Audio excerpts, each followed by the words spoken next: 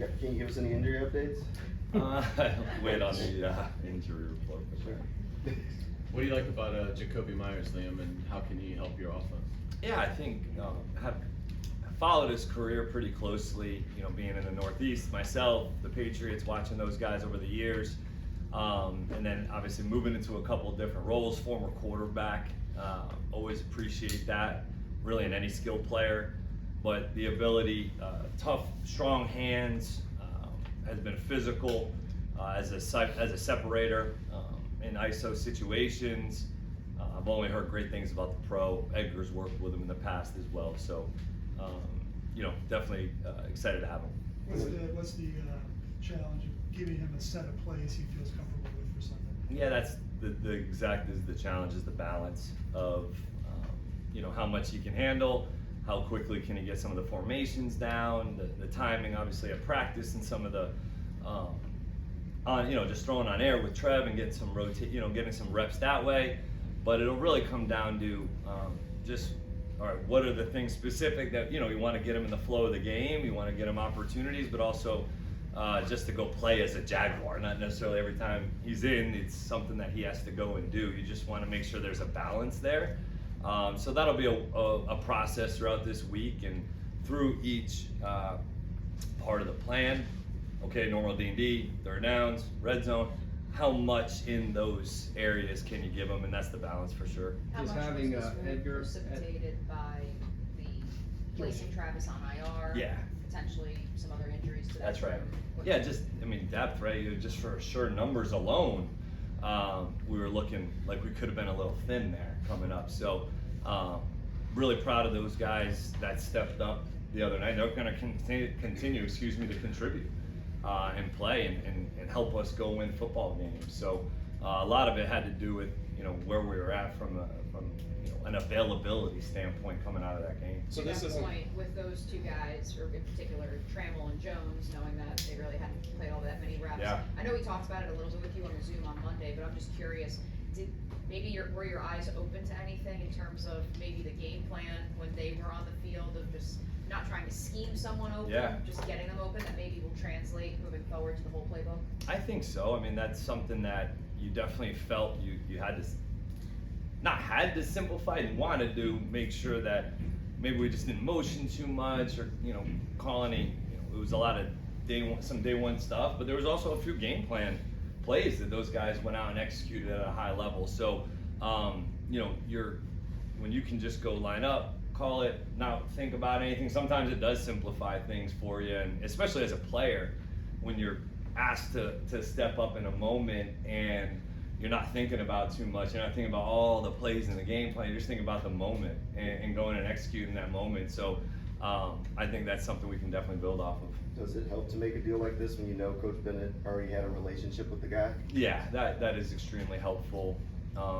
Just knowing the person first and foremost a little bit more from EB, and just the professional, right? Knowing what you're getting from the preparation standpoint, the practice habits, and then obviously the player. Will that be helpful getting him up to speed quicker too, since I feel like he might know some of the terminology that he's working on? It's different. So. Yeah, it's different. So it's very different from what he's kind of done in his last few systems. So I think maybe just the relationship of EB, maybe knowing how he learns, can help us get onboarded a little faster. Where do you start him? Inside, outside, in your offense, is it easier to pick up plays inside, outside? It's really the Z and the X maybe have the easiest time. Okay. As the X typically goes away from the call, Z goes to the call. It's the F in our offense that is the adjuster, and he has to move a lot more than other guys. So you can kind of like if you're the Z and you go, the call is right, you're gonna go to the right. So it does help a little bit if you're the X and the call is right, well, you're going away from the call. The F is the guy that needs to do more of the adjusting, and that's where Parker will be playing. Hey Liam, when you face a team for the second time as a play caller, do you have to go back and look at that a lot, or is it still in your mind, okay, these are the things that work, these are the things we shouldn't bother with?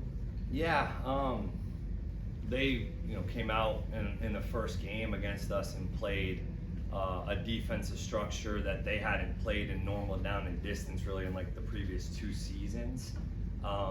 You know, that was something that they had done situationally for sure, short yardage, 4-minute, you know, low red zone, but not as much in normal D&D. So that was something we weren't really expecting, that kind of affected the run game, especially in the first half. We've got to look, all right, now they know that we, you know that they did that, so it's like, okay, how much of it, but it worked for them too. So that's the cat and mouse game that you're trying to look into, how have they maybe tweaked some things over the last few weeks, but the structure is the structure, and the players, that's the most important thing I think about this defense and us attacking is, guys, like, it's a damn good defense, and they don't stay block long. And for us to go and be successful, the plays are the plays, and we have got to go finish at the second level, stay attached to blocks, run through contact, block our asses off on the perimeter. That's what's gonna have to that's how it's gonna have to be, man. Does what ETN has done continue to kind of exceed maybe what you had expectation-wise for him?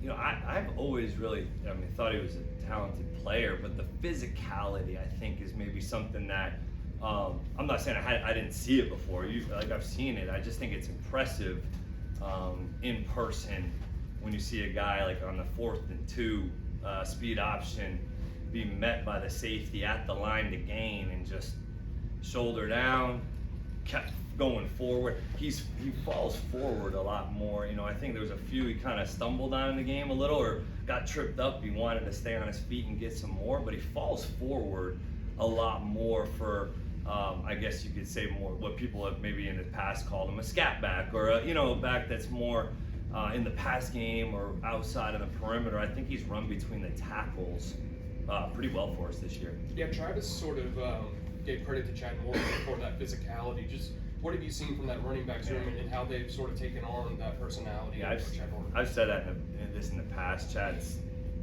one of the best football coaches I've ever been around.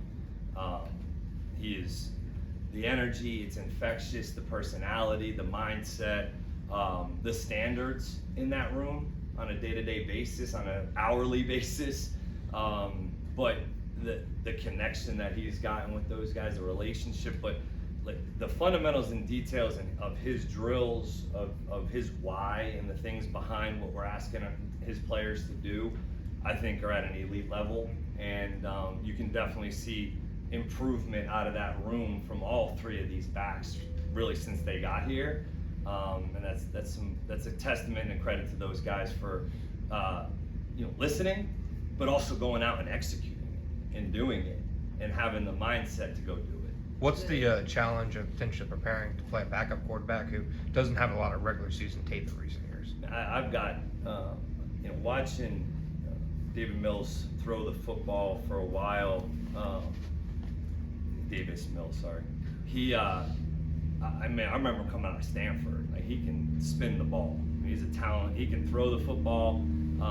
I've watched him in preseason games before where he's, started games and their offense, was rolling. And so, he gave Nico, I think on his second throw of the game, a fade on on the right sideline that was right here. So, it's talented. So, from a game plan, I know, they've done a little bit more jumbo and, being able to run the football with Woody and doing a nice job that way. So expect a similar plan in ways, just more so maybe the mobility from CJ that he can provide at times, extending plays on the boot game, getting him out on the perimeter, and maybe being able to use his legs as a weapon as well. To the defensive side of things, how much do you look at last week and just say Brock Bowers is an anomaly versus then looking at the Rams game where it felt like Sean was very intentional in running more 12 and 13 personnel versus saying maybe this is an area that teams are trying to exploit? Yeah, I think if you looked at maybe our 13 personnel base defense menu of plays going into LA, who's a predominantly 11 personnel team, it was a small menu. So you get in the game and you're getting a ton of 13, and you're like, well, right now we prepared for 2 calls. We've got to adjust, we've got to add, and now you're starting to put things on the players that maybe we weren't ready for or something like that. That could happen.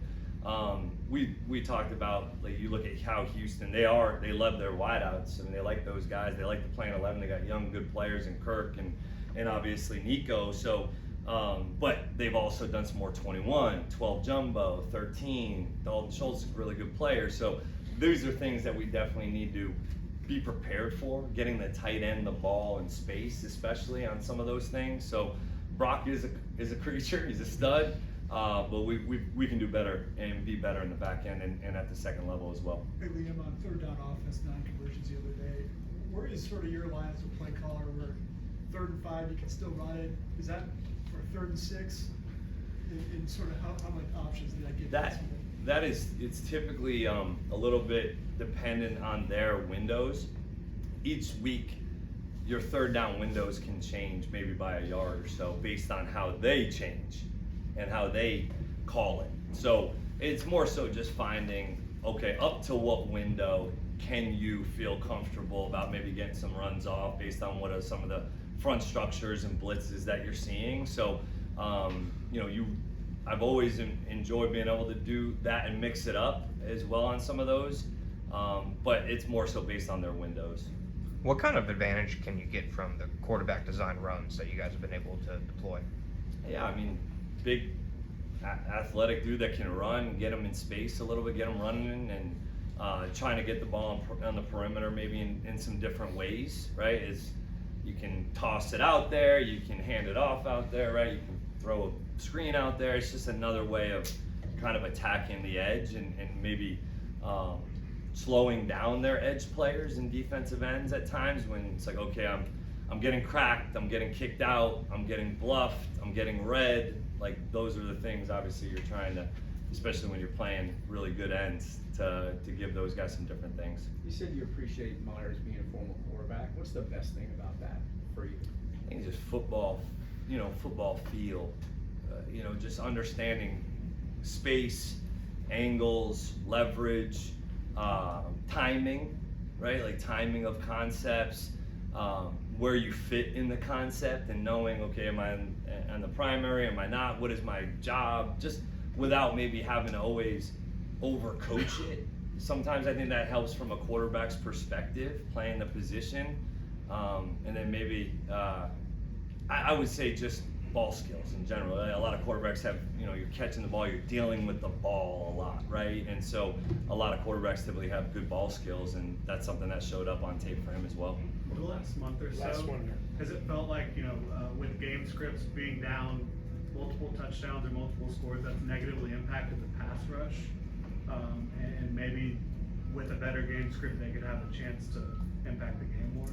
Yeah, I mean, the flat out bottom line is we got to go affect the quarterback better. And whether that's with scheme or with people, we've got to affect. Now, look, I'll say this. We did, out of all the attempts the other day, I think there was like 88%. So I don't know what crazy percentage of the time the ball was coming out at about 2 point something. They were running a ton of quick option routes, zone coverage, just kind of picking ding. So it does become hard to ultimately get to the quarterback when it's like almost quick game, but it's not. It's that in between of drop back pass that I think Vegas did a pretty good job of attacking us that way. And some of those instances are also some more opportunities to also get some of these. Like when it's in between quicks and drop back, if we can't get home, all right, how can we affect the pocket or affect the play by getting our hands up like we obviously did on the 2-point play to end the game? But we've got to affect the quarterback better. Coach, thank you.